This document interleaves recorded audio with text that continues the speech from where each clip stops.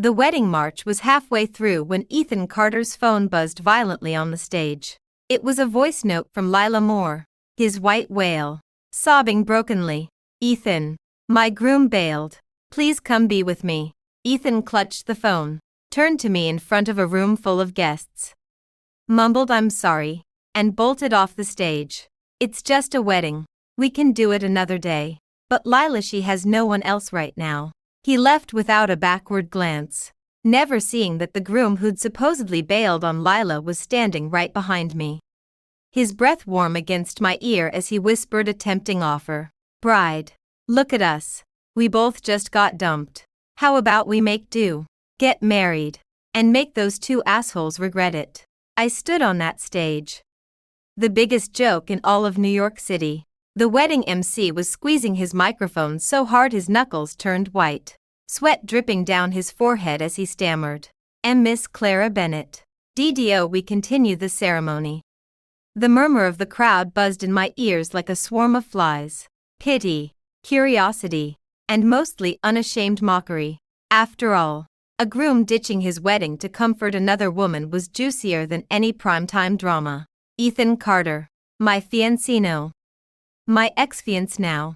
His line about "she has no one else" had sounded so noble, like he was a knight rescuing a princess, and I was the evil dragon blocking his path. I picked up the microphone beside me and smiled down at the crowd.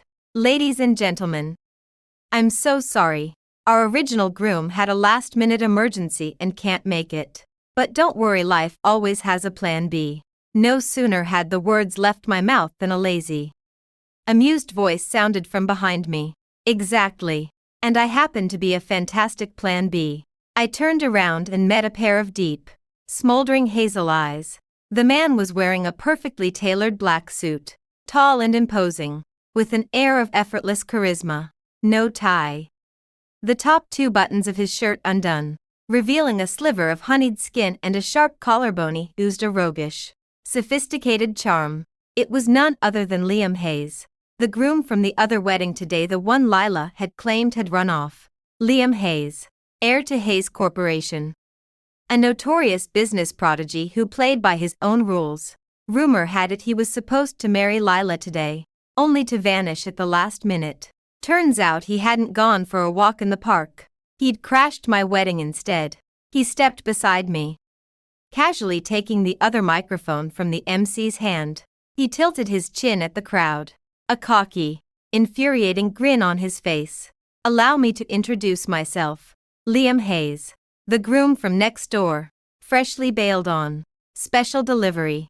The room erupted in chaos. "Wait. He's Lila's groom. Oh my God. This is the drama of the century. Groom A runs to bride B. Groom B runs to bride A. Hell yeah. This wedding gift was worth every penny." Liam paid no mind to the chatter. He turned to me, his hazel eyes crinkling at the corners, and spoke so only I could hear. "So what do you say, Miss Bennett? Your groom bailed. Mine ran off with yours. 2 lost souls, why not solve each other's problems right here, right now?" I stared at him. There wasn't a hint of sadness in his eyes, only the glee of someone who lived for chaos. Solve each other's problems. I raised an eyebrow. That's an interesting way to put it, Mr. Hayes. Desperate times call for desperate measures. He shrugged, grinning like a fox who'd just stolen the henhouse. "Look around. We've got the venue, the guests, even a warm MC. All we were missing was a groom and a bride. Now we've got both." His gaze swept over me, unapologetically appreciative. "Besides, you look way better in this dress than my ex-bride ever would have." Smooth talker. The tight knot of anger in my chest loosened. Why should I stand here playing the heartbroken victim? If Ethan could throw everything away for his white whale, why should I waste a single tear on him? I met his gaze, a smirk tugging at my red lips. "Marriage is no big deal, but I have conditions." "Name them." He looked intrigued. "We split all assets 50/50. No interference in each other's personal lives. We only play the loving couple when necessary, like in front of Ethan and Lila." I paused, then added, "That's non-negotiable." Liam's eyes lit up. He snapped his fingers. Deal. He leaned in, his warm breath brushing my ear, his voice low and teasing. So, Mrs. Haystobshold, we finish the ceremony first, or skip straight to the honeymoon? I stared at him. This man's brain was 90 inappropriate thoughts, 10 chaos. I cleared my throat and spoke into the microphone, my voice ringing through the ballroom. Everyone, allow me to reintroduce you. This is Mr. Liam Hayes. He will be my groom today. The room went silent for 3 full seconds, then exploded into thunderous applause and screams. I saw my parents at the head table, looking like they'd just seen a ghost. Ethan's parents, meanwhile, had turned purple with rage. I didn't care. Ethan thought I couldn't live without him. Today I'd show him I didn't just survive without him, I upgraded. And my upgrade was way out of his league. Liam took my hand. His palm was warm and dry, surprisingly steadying. He bowed his head and pressed a soft kiss to the back of my hand, then winked at me. Pleasure doing business with you, wife. I smiled back at the mischief in his eyes. Likewise, husband. This was only the beginning. The wedding ended in a blur. Before I could even change out of my wedding dress, Liam had bundled me into his flashy red Ferrari. Where are we going? I asked, clutching the hem of my dress like a lifeline. County clerk's office, he said, slamming his foot on the gas. The car shot forward like a rocket. We've got till closing to make this official. Otherwise those two will think we're just messing around. I stared at his sharp profile. This man didn't waste any time. You don't seem upset at all, I said cautiously. He'd been cheated on too, after all. Liam scoffed. He reached into the glove compartment, pulled out a lollipop, and unwrapped it with his teeth. Upset? Why would I be upset? He said around the candy. I should thank Ethan for testing the waters for me. I actually thought Lila was some pure, untouched fairy. Turns out she's a pro at crying, screaming, and calling her backup plan. He glanced at me, a knowing look in his eyes. You, though impressive, most women would be sobbing their eyes out right now. Tears are for people who deserve them, I said flatly. Crying over Ethan would be a waste of perfectly good saline. Preach. Liam banged the steering wheel approvingly. I love that you don't give a shit about your ex. We're gonna be the best step-siblings ever. I stared at him. Hard pass. The county clerk's eyes nearly popped out of her head when we burst in, still in our wedding attire. When she saw our driver's licenses and connected the dots to the 2 high-profile weddings that had been blowing up the local news all day, her face was the definition of the confused grandma meme. You two aren't you supposed to be? We're madly in love. Head over heels, Liam said. Deadpan. Look at us, perfect match. Can you hurry this up? We're kinda in a rush to get to our honeymoon. I stomped on his foot. The clerk, too stunned to argue, stamped our marriage licenses with trembling hands. I stared at the 2 red booklets in my hand, still in disbelief. Just a few hours ago, I'd been planning a life with Ethan Carter. Now my husband was Liam Hayes. Official at last, Liam said, tucking his license into his pocket like it was a treasure. Come on, wife, let's go celebrate. His idea of celebration was taking me to a cozy, no-frills roadside barbecue joint. There I sat, in a 6-figure custom wedding dress, on a sticky plastic booth, holding a plate of grilled lamb chops. I felt like I'd wandered into a very weird cosplay convention. Really, Mr. Hayes, this is how you celebrate? I took a bite of the lamb chop. It was actually really good. You don't know what you're missing, he said, rolling up his sleeves and expertly grilling oysters on the tabletop grill. Michelin stars are overrated. Nothing hits like lamb chops and garlic bread. He slid a perfectly grilled oyster onto my plate. Eat up. You'll need the energy. I gave him a deadpan look. I need energy for what? Exactly. He grinned, showing his white teeth. You'll find out. Just then, my phone rang. It was Ethan. I stared at the name on the screen and hit decline. Not gonna answer. Liam raised an eyebrow. Nothing to say. A second later, a text popped up. Ethan, Clara, Where are you? Stop being childish. I'll come find you once I've calmed Lila down. We can reschedule the wedding. I nearly gagged at the word calmed. What a saint. I was about to fire back a reply when Liam's phone buzzed. He looked at it and laughed. Speak of the devil. Layla. Liam. I'm so sorry. This is all my fault. Ethan was just being nice to me. Don't get the wrong idea. Where are you? I'm so worried about you. Worried about me. Liam laughed so hard he snort-laughed. She's worried I'll tell everyone what a lying, manipulative bitch she is. He typed a quick reply and held his phone out to me. Don't worry about me. I'm great. I'm with Ethan's ex-fiancée. About to give her the honeymoon she deserves. I stared at him. This man was a professional at twisting the knife. Sure enough. Less than a minute later, Ethan was calling Liam. Liam hit speakerphone. Ethan's furious voice boomed through the phone. Liam Hayes. What the hell is this? You're with Clara. Calm down, Ethan, Liam said lazily, picking up a skewer of grilled asparagus. We're all adults here. You didn't want your bride, so I took her off your hands. You should be thanking me. What? You get to run off with another woman, but I can't marry yours. You're despicable. Takes one to know one. Liam held the asparagus out to me. Try this, baby. It's amazing. I rolled my eyes but took a bite anyway. Ethan was probably foaming at the mouth on the other end. I could almost picture his usually calm, composed face twisted in rage. Clara, how could you? He shouted, his voice cracking. You're just doing this to get back at me. You're throwing your life away. I'd had enough. I took the phone from Liam and laughed coldly. Throwing my life away. I'm Mrs. Liam Hayes now. Legally. What are you, Ethan? You're the one running around with another man's fiancé. How's that feel? Fun being the other woman's lapdog. Save it. I'm busy celebrating my wedding. Don't call me again. My husband gets jealous. I hung up. Silence. Glorious silence. Liam gave me a high five. That was perfect. You absolutely broke his brain. I looked at him, and for the first time, I thought maybe marrying him wasn't the worst idea I'd ever had. At least we were on the same page about making our exes miserable. I woke up the next morning to my mom's frantic phone calls. Clara Bennett. Have you lost your mind? What on earth happened yesterday? Who is that man? Explain yourself right now. Her voice was so loud it made my ears ring. I rubbed my throbbing head and glanced over at Liam.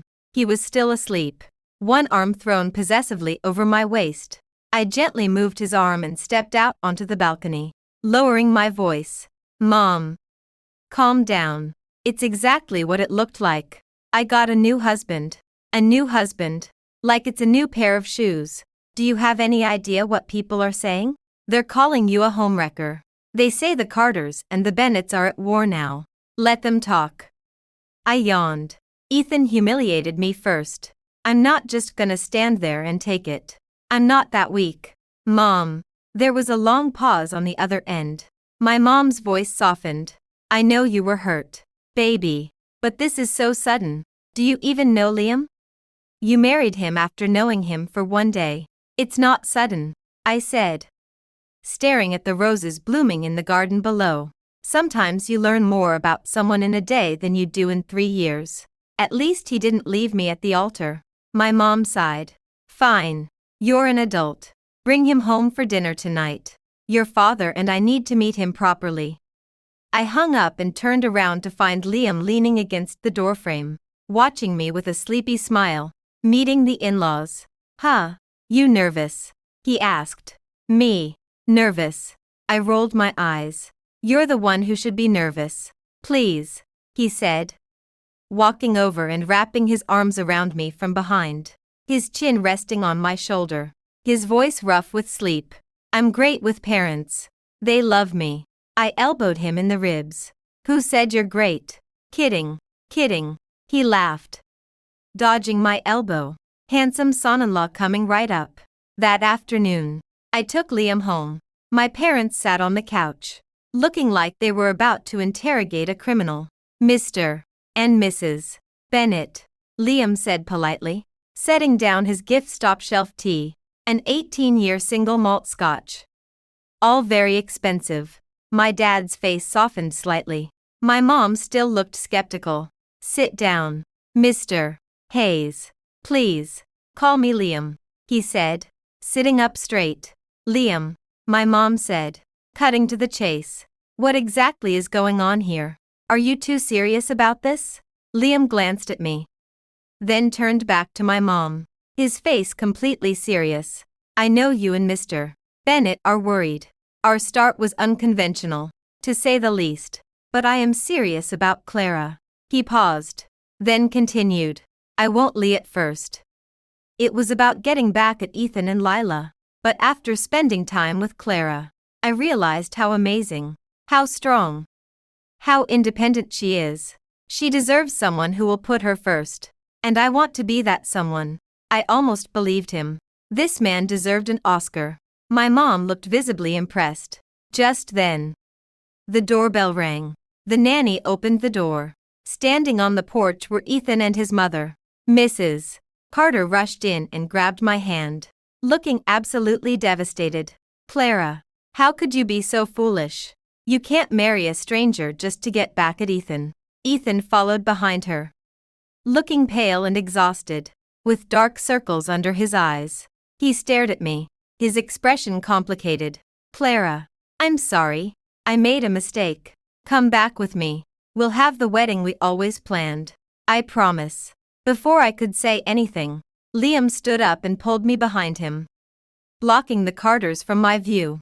Mr. and Mrs. Carter, he said, his voice cold. I think you have the wrong house. This is the Bennett residence, not the Carter family church. You don't get to come here and lecture my wife. Your wife. Mrs. Carter laughed. A sharp, bitter sound. She looked Liam up and down with disdain. Liam Hayes, don't think I don't know what you're doing. You're just using Clara to get back at Ethan and climb the social ladder. Well, it won't work. Climb the social ladder. Liam laughed, the sound full of mockery. Mrs. Carter, do you have any idea how big Hayes Corporation is? We're 10 times the size of Carter Enterprises. I have connections you couldn't even dream of. Why on earth would I need to climb your ladder? Mrs. Carter's face turned bright red. Ethan stepped forward, pulling his mother back. He looked at me, his voice soft and pleading. Clara, please, don't do this. My mom didn't mean it. Come home. Home, I said, the word tasting bitter. Ethan, this is my home. The home you left me in, alone, in front of hundreds of people. No longer exists. It died the second you ran off the stage. I held up my hand, showing off the huge diamond ring Liam had insisted I wear that morning for the sake of the performance. See this? I'm Mrs. Liam Hayes now. So please, stay away from me. Ethan's face went white as a sheet. He stared at the ring like it was burning a hole through his hand. You really, Liam said, slipping his arm around my shoulders and grinning triumphantly at Ethan. Marriage license and everything. Fresh off the press. Wanna see? Ethan stumbled backward, his mother catching him. This is outrageous. Mrs. Carter screamed, turning to my parents. Mr. Bennett, how could you let your daughter do this? She's shameless. My dad, who'd been silent this whole time, slammed his fist on the table and stood up. Who are you calling shameless? Your son abandoned my daughter at the altar to run after another woman, and you don't call him shameless. Now you have the nerve to come here and yell at my daughter. Get out. You're not welcome in this house. I'd never seen my dad that angry. The Carters, stunned, turned and left with their tails between their legs. After they were gone, the atmosphere in the house lightened considerably. My mom looked at Liam, her expression softening. Thank you, Liam, for standing up for her. Liam grinned. No problem, Mrs. Bennett. Family sticks together, right? I looked at his goofy smile and felt a warm feeling in my chest. For all his cockiness, this man had my back when it mattered. My dad, clearly impressed with Liam's performance, pulled out his bottle of scotch and insisted they have a drink. That was perfect, son, he said, clapping Liam on the back. A man's gotta protect his woman. I like that. Exactly, Dad, Liam said, already halfway to being best friends with my father. My number one rule is, no one messes with my wife. Anyone who tries will regret it. I watched them drink and laugh like they'd known each other for years and shook my head. This man committed to the bit harder than anyone I'd ever met. That night, Liam had a little too much to drink and could barely walk. My mom insisted we stay the night. I helped him into my old bedroom and flopped him onto the bed. Clara, he mumbled, his eyes half closed, his cheeks flushed. He looked less like the intimidating CEO and more like a lost puppy. What? I said, pulling the covers over him. Your dad's cool, he said. I know he is. Your mom's cool too. I know. You're the coolest, he said, suddenly grabbing my hand and pressing it to his cheek, nuzzling it like a cat. Did I do good today? Did I pass? His hand was warm, so warm it made my heart flutter. Barely, I said, but I was smiling. He smiled contentedly and closed his eyes, falling asleep. The next day, news of our shotgun wedding spread like wildfire through New York's high society. Rumors flew everywhere. Some said I'd married Liam to get back at Ethan. Others said Liam had been in love with me for years and had staged the whole thing. The most ridiculous one claimed I was pregnant with Liam's baby and Ethan was just the fall guy. I heard all these rumors while sitting in Liam's office. He'd dragged me there, claiming I needed to inspect my husband's workplace. So, Mrs. Hayes, he said, leaning back in his huge leather chair, grinning at me. What do you think of all the gossip? I said, taking a bite of an apple from his desk. These people should write romance novels instead of spreading rumors. Oh, he raised an eyebrow. Which one do you think is closest to the truth? None of them. I shrugged. The truth is two losers teamed up to beat the bad guys. Liam laughed. I love that metaphor. Just then, his secretary knocked on the door, looking nervous. Mr. Hayes, Miss Moore is here. She says it's urgent. Liam's smile faded. Send her in. A minute later, Lila walked in, wearing a white dress and her signature Poor Little Me makeup.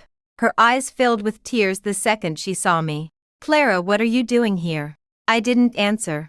Just kept eating my apple. Liam, she said, turning to him, her voice trembling. I know you're angry, but you can't do this. You can't marry Clara just to get back at me. It's not right. Not right. Liam scoffed. He stood up, walked over to me, and slipped his arm around my waist. Miss Moore, I'm with my wife. How is that not right? You, on the other hand, showing up at my office unannounced and yelling at my wife, that's not right. Lila's face paled. I didn't mean it like that, she said, biting her lip, tears spilling over. Ethan hasn't slept in days. He still loves you. Clara. Oh, he hasn't slept, I said, finally finishing my apple and throwing the core in the trash. That's wonderful. I was worried he'd be sleeping like a baby after what he did. You, Lila gasped, clearly shocked by my lack of sympathy.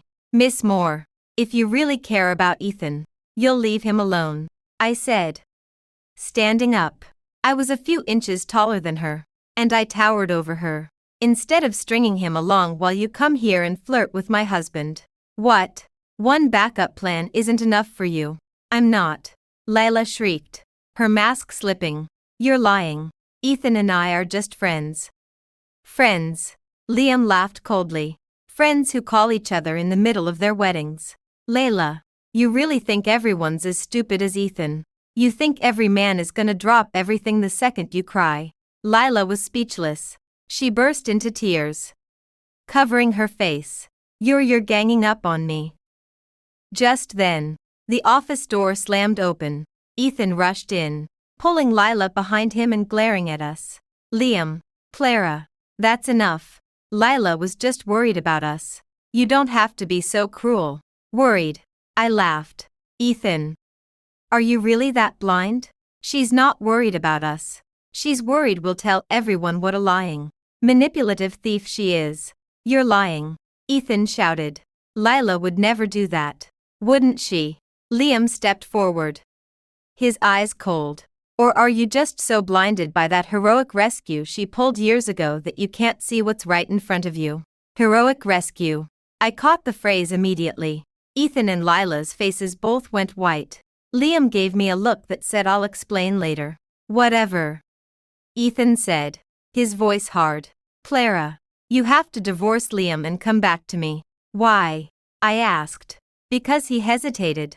Then said, because my mom has adopted Lila as her goddaughter. Our families are now related.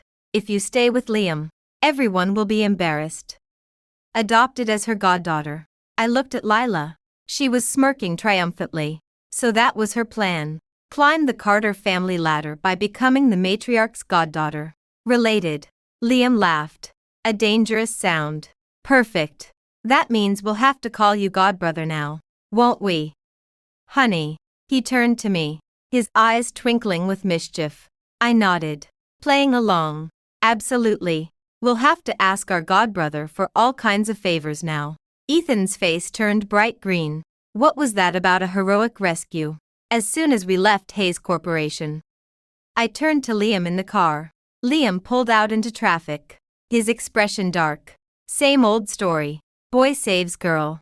Girl becomes a leech. He explained that years ago. Mrs. Carter had fallen off a cliff during a hiking trip. A young Lila had been there and had held on to her until help arrived. Ever since, Lila had been the Carter family's little angel. Mrs. Carter had doted on her more than her own son, so that's why Ethan does everything she says. I frowned.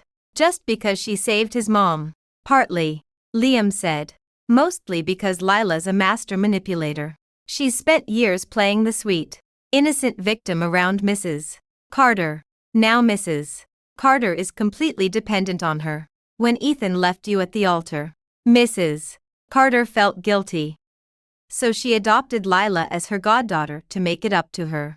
Make it up to her. I laughed bitterly. By ruining my life. That woman is something else. She's not just something else. Liam scoffed. She's an idiot. She thinks she's controlling Lila. But Lila's been playing her like a fiddle this whole time. I suddenly thought of something. Wait. If Lila had the Carters wrapped around her finger, why was she marrying you?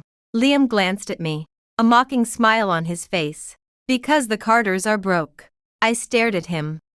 Shocked. The Carters were one of New York's oldest families. How could they be broke? Old money doesn't mean rich money, Liam said flatly. Ethan's been running the company for 2 years. And he's made one terrible investment after another all on Lila's advice. The company's been bleeding money for months. Lila's not stupid. She saw the writing on the wall and started looking for a new sugar daddy. And I was the perfect target. It all made sense now. Lila had been playing both men the whole time. She'd kept Ethan on the hook while she tried to marry into the Hayes fortune. But Liam had seen through her and bailed on their wedding. Why did you agree to marry her in the first place? I asked. Liam was silent for a moment. Then laughed self-deprecatingly. Business arrangement. My dad was pushing me to get married. And Lila looked good on paper. I didn't bother looking deeper. Almost cost me big time. He looked at me, his hazel eyes curious. What about you? Why were you marrying Ethan? You never seemed that into him. Same reason. Mostly, I said, leaning back in my seat and staring out the window. Arranged marriage. I didn't love him, but I didn't hate him either. I thought we'd have a nice, quiet life. Turns out he had other plans. Liam laughed. Guess we really are 2 peas in a pod. Yeah, I smiled. But now we're the Avengers. The atmosphere in the car lightened. Something warm and new growing between us. That night, Liam took me to his place. A luxurious penthouse in Midtown Manhattan, with floor-to-ceiling windows overlooking the entire city.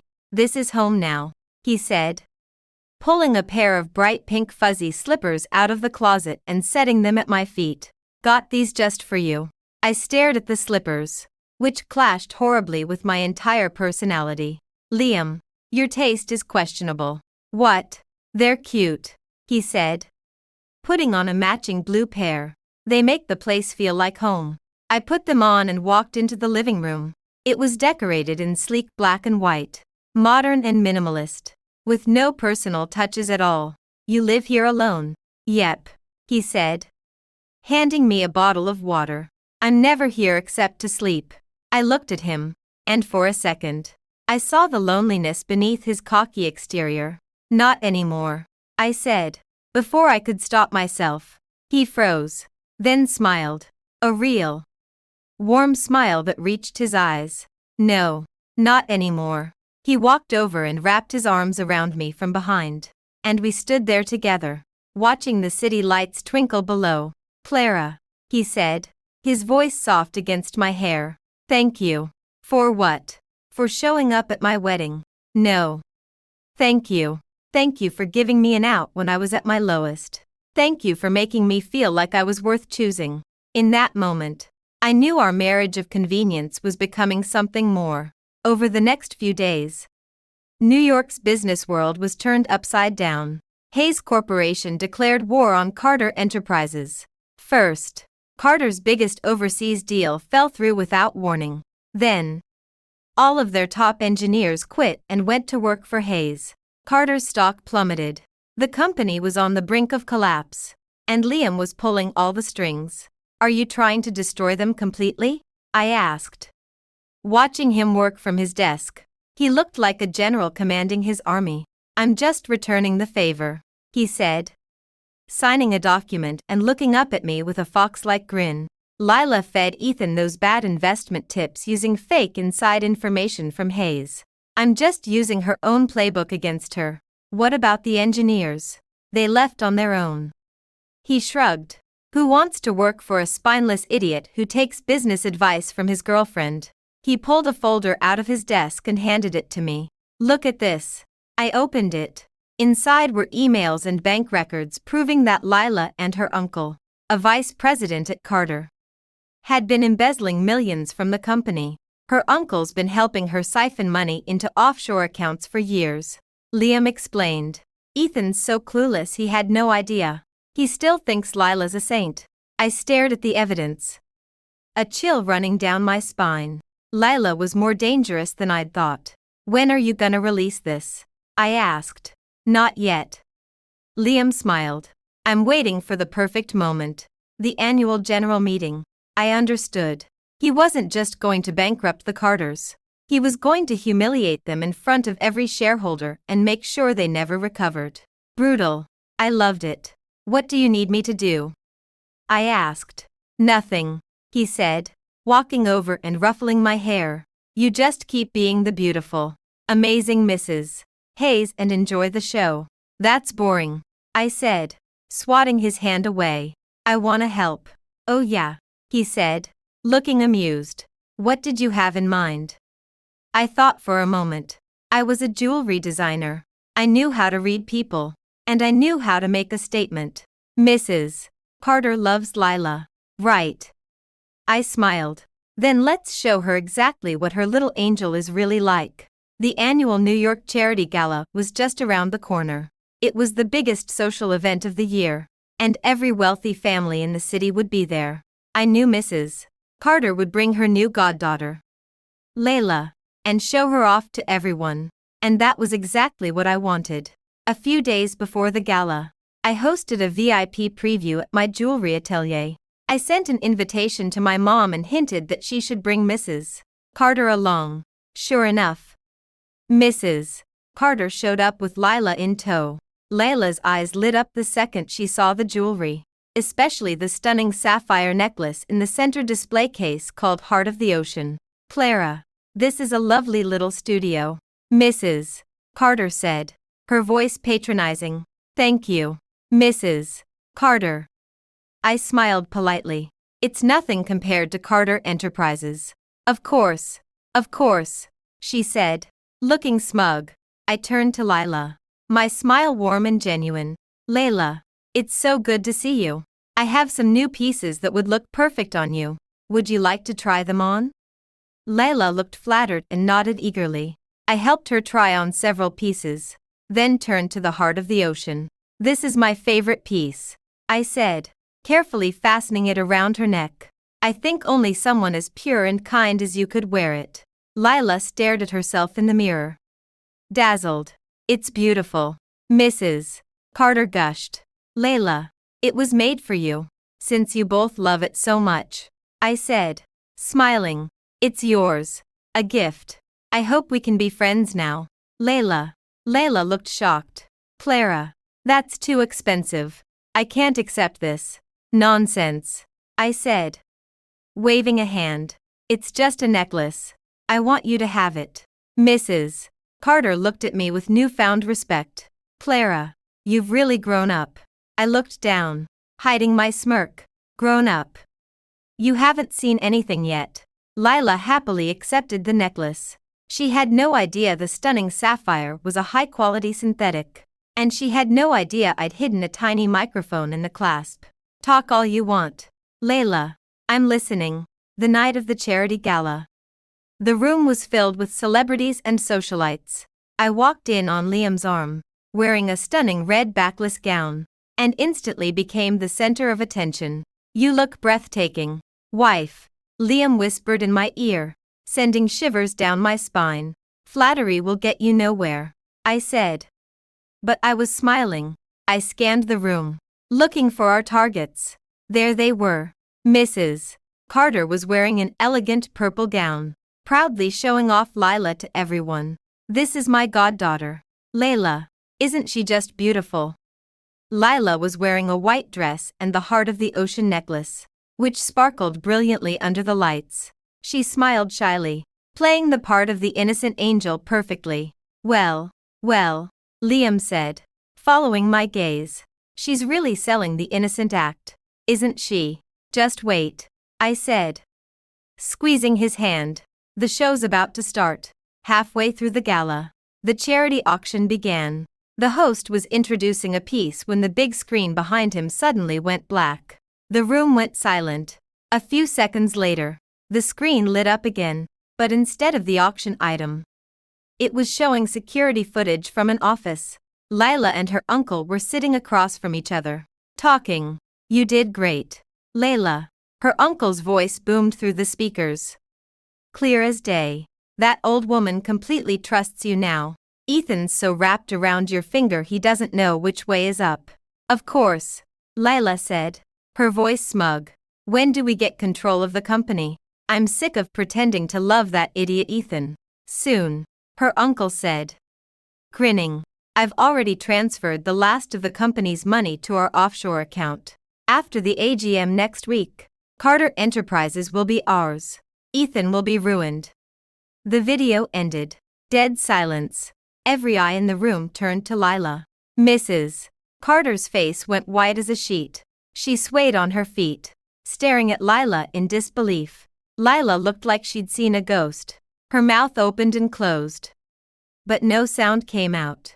The heart of the ocean around her neck looked like a noose. No, it's not true, it's a lie, she mumbled, shaking her head. Just then, Ethan pushed through the crowd and ran to her. He stared at the screen, then at Layla, his face filled with pain and betrayal. Layla, tell me this isn't true. Layla threw herself into his arms, sobbing hysterically. Ethan, it's not true. They framed me. It was Clara. She did this. She pointed at me, her eyes filled with hatred. I stood there, calm and unapologetic. Under the gaze of the entire room, Liam stepped in front of me, shielding me from Layla's glare. Framed you. Layla, you put that necklace on yourself. You think we forced you to wear it? The necklace. Ethan stared, confused. That's right, I said, stepping out from behind Liam. I looked Layla dead in the eye. You wore the gift I gave you while you plotted to steal my ex-fiancé's entire fortune. How's that feel? Thrilling. That was the final blow.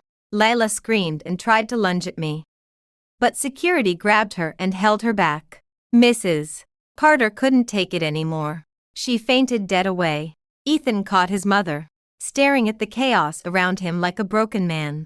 He looked up at me, his eyes empty, and opened his mouth to say something. But no words came out. The room erupted into chaos. I took Liam's hand, and we walked out of the ballroom together, heads held high. The cool night air hit my face as we stepped outside. I felt lighter than I had in years. How was that? Liam asked. Perfect, I said, grinning. He laughed and pulled me into his arms. Good. Now it's my turn. I knew what he meant. The AGM was next week, and that would be the final nail in the Carter coffin. The Carter Enterprises annual general meeting was the biggest business story of the year.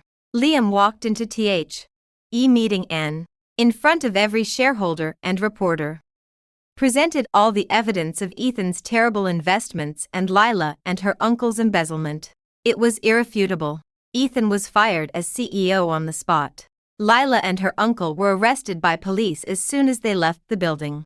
Carter Enterprises, once a pillar of New York's business world, collapsed overnight. A few days later, Ethan called me. He wanted to meet at a coffee shop. When I saw him, I barely recognized him. He looked 10 years older, with messy hair and a beard, his eyes hollow. Clara, he said, his voice rough. I stirred my coffee, saying nothing. I know everything, he said, his voice breaking. About the wedding. About Lila, it's all my fault. I deserve this. Knowing that doesn't change anything, I said, looking up at him.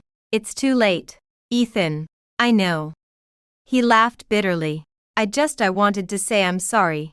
Sorry, I said, raising an eyebrow. Does your sorry bring back the dignity I lost at our wedding? Does it make up for all the things my parents had to hear? He fell silent. You know what your biggest problem is, Ethan, I said. You're so arrogant. You thought I'd always be waiting for you. You thought Lila was a damsel in distress who needed saving. And I was strong enough to handle anything. But I'm not. I got hurt too. And I'm done being your second choice. My words hit him like a punch to the gut. He closed his eyes. Pain etched on his face. Clara, give me another chance. I'll fix everything. I'll rebuild the company. No, I said, cutting him off. I don't want your mess. I stood up to leave. Is it because of Liam? He asked suddenly. Do you love him? I paused. Did I? I didn't know for sure, but I knew I felt safe with him.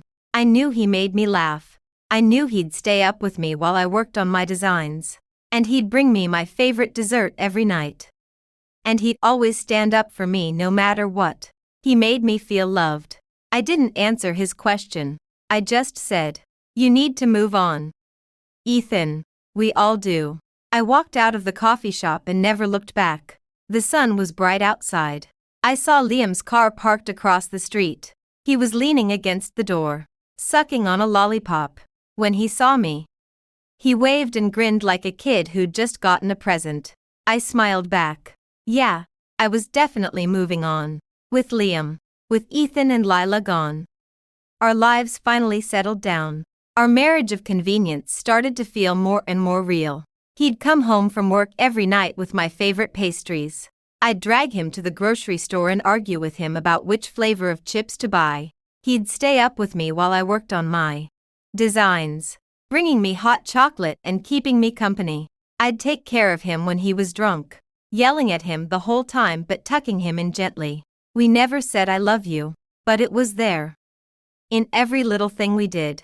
It was my birthday. Liam told me he had a surprise for me. That night, he blindfolded me and drove me somewhere. When he took the blindfold off, I gasped. We were on the rooftop helipad of the Empire State Building. Below us, the city lights stretched out like a sea of stars. Above us, a drone hovered, carrying a huge banner that read, Happy birthday, wife. Will you marry me? Again, I stared at him, shocked. Liam. We're already married. He got down on one knee and pulled out a velvet box. Inside was a stunning pink diamond ring, with my initials CB twisted into the band. It was the ring I'd designed years ago. The one I'd told him was my dream wedding ring as a joke. I know we're married, he said, his voice shaking slightly with nerves. but that first time was rushed, messy, and unfair to you. I want to ask you properly. No lies. No revenge. Just you and me. Clara Bennett, he said, looking up at me with so much love in his eyes it made my heart ache. I'm sorry I let you go through all that alone. I promise I'll spend the rest of my life making it up to you. I'll love you, protect you, and make you the happiest woman in the world. Will you marry May again? Tears streamed down my face. I looked at this man who'd crashed my wedding, who'd been my partner in crime, who'd turned my worst day into the best thing that ever happened to me. I nodded, unable to speak. He slipped the ring onto my finger and stood up, pulling me into a tight hug. I love you, Clara. I love you too, Liam, I whispered in his ear. This time, it wasn't for revenge. This time, it was real. 1 year later, we got married again, on a private island in the Maldives.